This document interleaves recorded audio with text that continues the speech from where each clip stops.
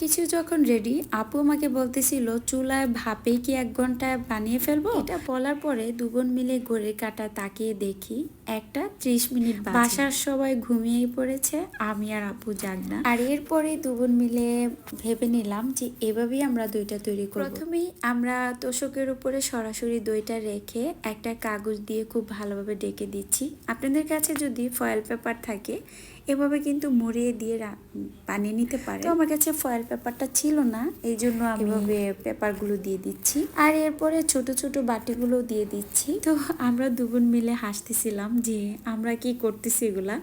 আর প্রচুর গরম লাগতেছিল। দইকে আমরা গরম ভাপে কি রাখবো, আমরা নিজেরাই গরমে শেষ হয়ে যাচ্ছিলাম। এরপরে যাই হোক, গুড়ি গুড়ি বৃষ্টি পড়তেছিল বাহিরে, কিন্তু প্রচন্ড গরম আজকে কয়েকদিন থেকে, সেটা আমরা সবাই জানি। এরপরে দুবোন মিলে ভাবলাম এই দইটাকে আমরা আরো গরমে কিভাবে রাখতে পারি। আমার মনে হয় চুলায় তারা